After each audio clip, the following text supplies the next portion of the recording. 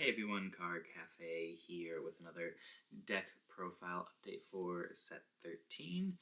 This time for the good old boy of Omnia Guzio and Omnia Guzio Mask. I was debating whether or not, honestly, I was going to do a full video on a deck profile update for this deck since it didn't change too much, but I think the changes were impactful enough that I wanted to talk about it at least.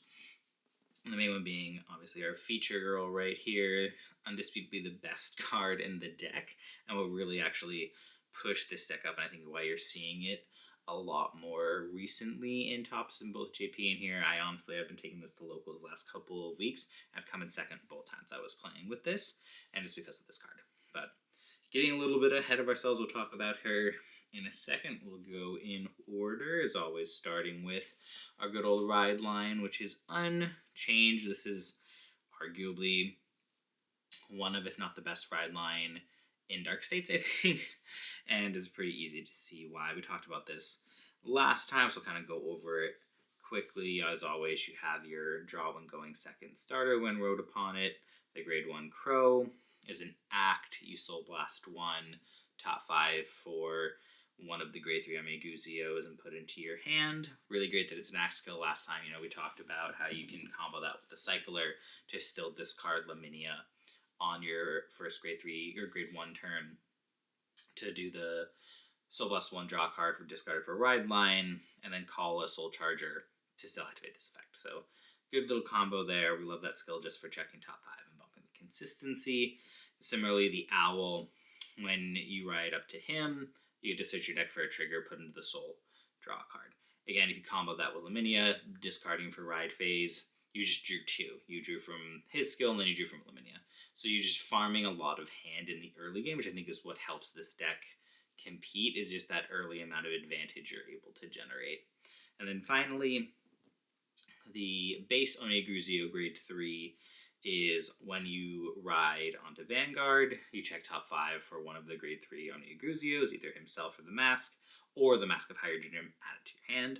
So more consistency, buffing, more putting into your hand. And they also has the Axe skill to Soul Blast 1, choose a trigger from your drop and bind it, and then your opponent can increase the power of their Vanguard by the trigger power if they check it defensively for the rest of that turn.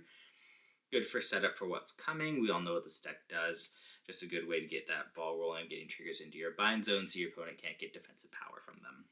So that's your ride line, unchanged. I don't see that changing anytime soon. It's just too good for this deck.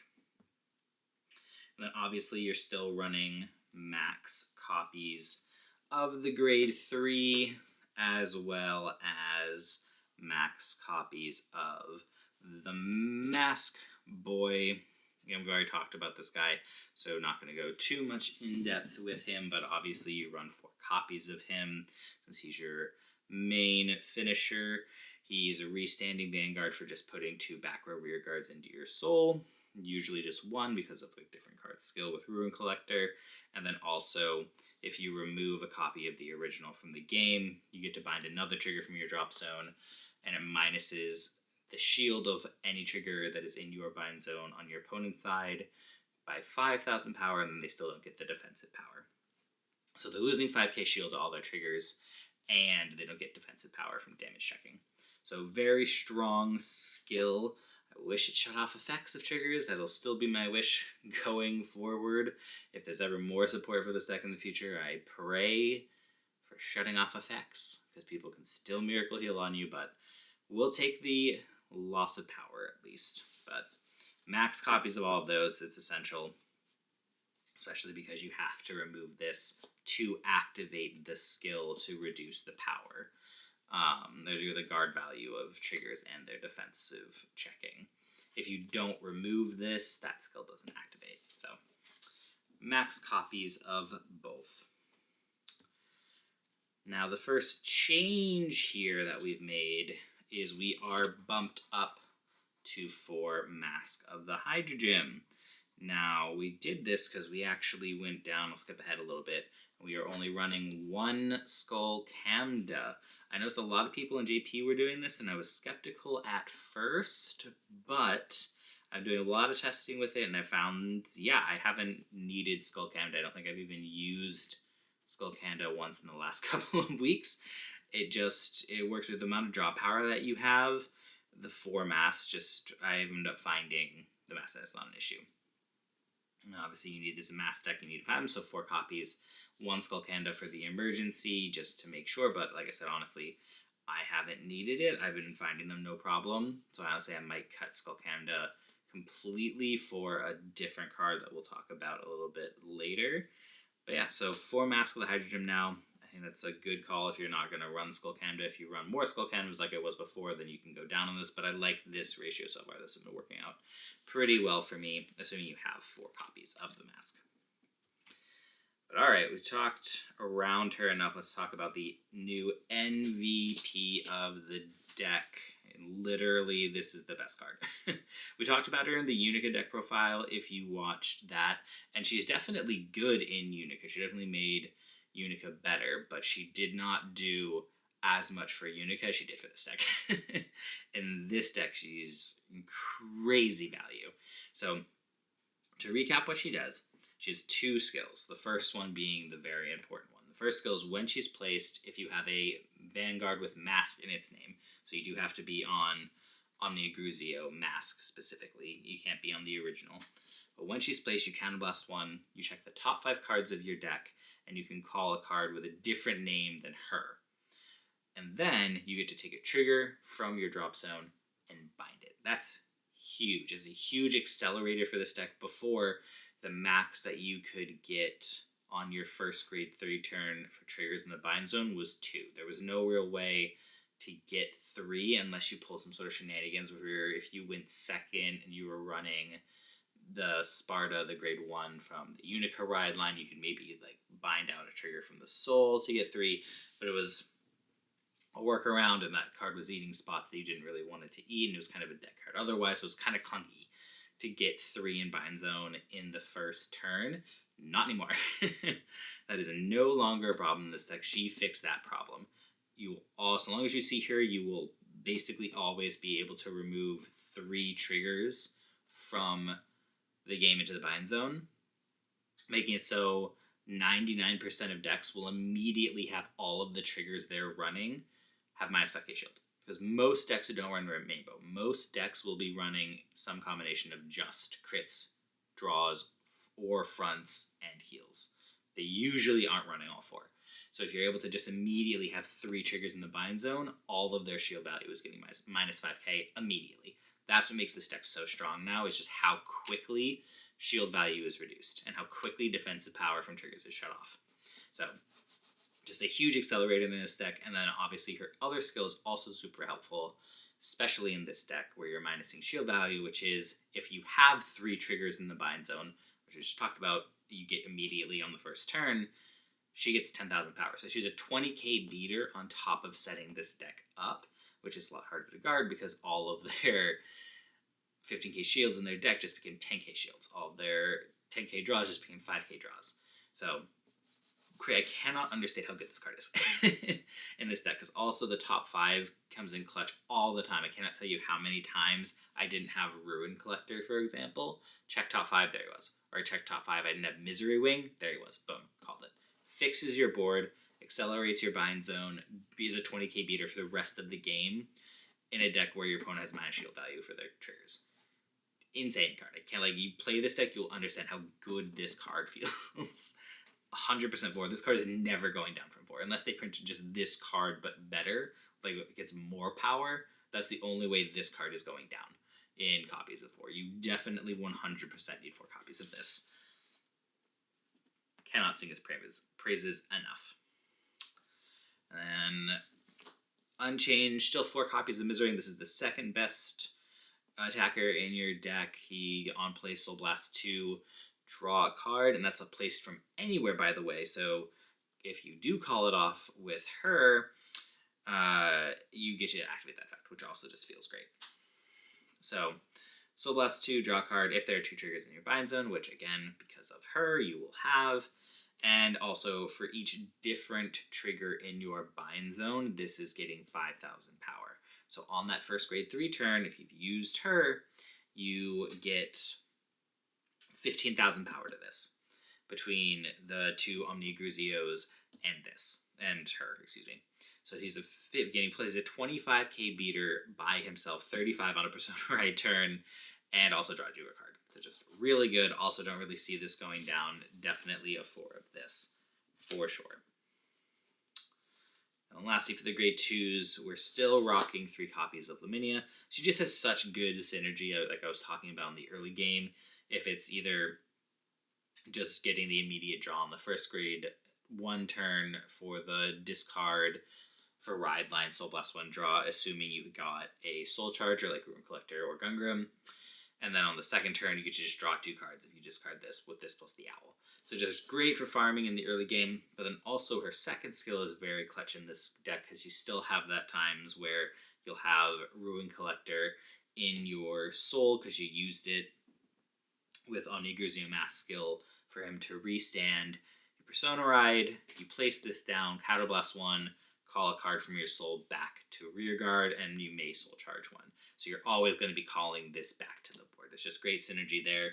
Put this into the soul with Omni Gruzio, call her down, Counterblast, call it back out. Great card. 3 copies. You'll see it. I don't really feel the need to run 4. So 3 works fine. And then, yeah, we already talked about 1 copy of Skullcamda, but that's kind of a flex at this current point. Like I said, I'm considering just cutting completely. And then, also unchanged, we're just talking about a Ruin Collector, the best grade 1 in the deck. There's just so many good cards in this deck. So I think that's part of it too, is this deck just has some really good card value for what it can run. You got Ruin Collector, which is on place. You may Soul Charge 1, so he's fueling that grade 1 turn with the Ride Line and Laminia. It's also a May 2, though, which is nice. So if you're getting into the late game and you don't want to Soul Charge, you don't have to. But then his other skill is really what's important, which is if you have an Omni Gruzio Vanguard, when you would put cards to the soul for Omni Gruzio's effect, this counts as 2 rearguards. So if you remember, Omni Gruzio Mask technically requires you to put 2 back row rearguards into your soul. He counts as both. So the ideal situation is you just put this behind Omni Gruzio, boost, and then Counterblast 1, just suck this right into the soul. And Omni Gruzio restands with no discard or anything. So really good value there. Definitely 4 copies. You want to make sure you see him all of the time. And then the other new addition is we are now actually running 2 Gungrim. And this is probably what I am adding if I cut Skullcamda. I'm probably going up to 3 copies of this. So I was really undervaluing his second skill. This first is when he is placed on Rearguard, you have to Soul Charge. It was a mandatory Soul Charge, so we kind of shy away from that in the late game. But in the early to mid, it's fine. But his other skill is Soul Blast 3 draw card. I didn't think I was going to use that second skill as much as I have been. I've been using that second skill constantly.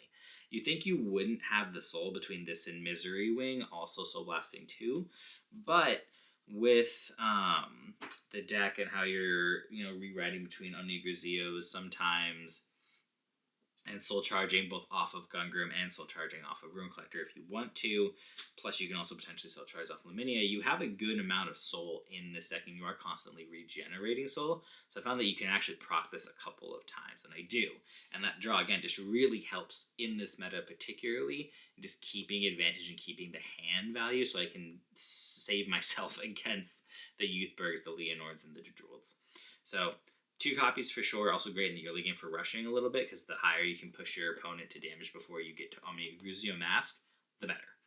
So, we like this card a lot. 2 copies, probably bumping up to 3, but definitely at least running 2, just for the early game pressure, the extra soul, and the draw being the most impactful part for this card.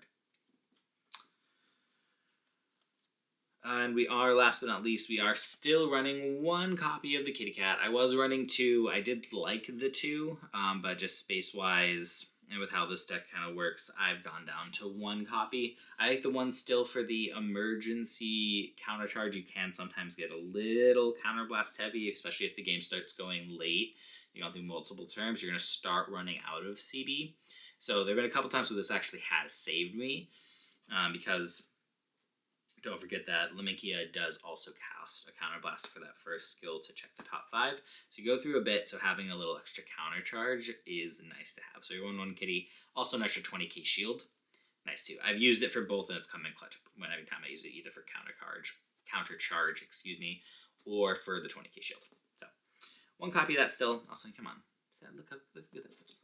The little FFR Kid Cat. Not gonna run that? Like, look at that. Perfect guards, same old. This is never changing, certainly not with the Stride deck sets that are coming in a couple weeks.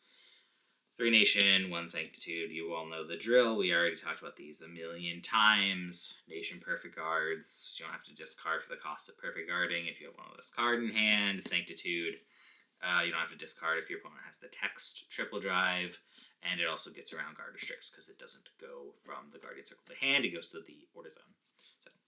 Always in perpetuity running this combo, unless you're a grade 4 deck. Triggers.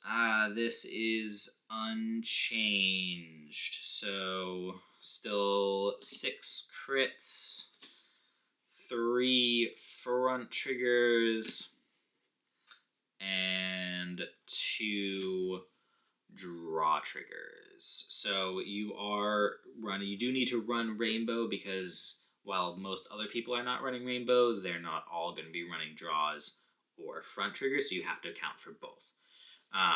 So we run 6 crits, 3 front triggers, and 2 draws. Still, you draw so much in this deck that you do not need the draw triggers. If I was going to cut a trigger, it would be the draw triggers. You do not need them in this deck, and I would either run more crits or fronts. Probably 1 more of each, honestly. I'd probably run 4 fronts, because those can be really impactful in this deck too because of the minus shield value.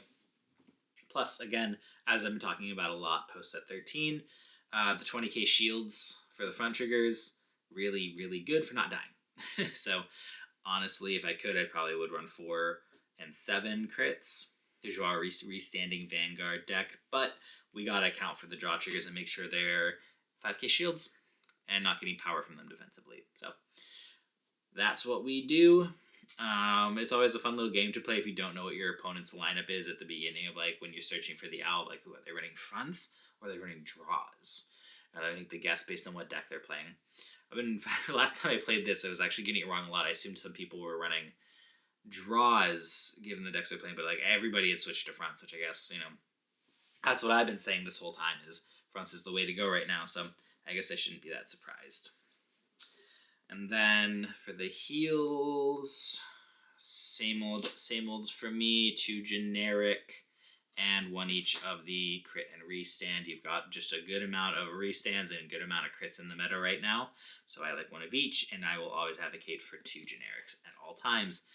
This is probably going to change in a couple of weeks. I'll probably talk about that when the deck sets come out, but I'm still kind of thinking about what I want to do. But some number of the grade heals, the heals that get extra shield if your opponent is on a higher grade, is going into all of my decks because of the Stride deck sets with Shiranui and Luard. So we'll cross that bridge when we get to it, but for right now, I'm still on the 2 generics, 1 each of the crits and restand heal. And lastly, you got your over trigger for Dark States. Your restanding Vanguard deck in Dark States, you run the Dark States over trigger.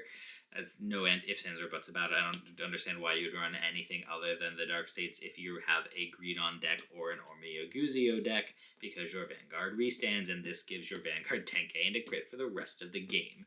So every time your Vanguard restands, it is swinging with plus 10k and a crit.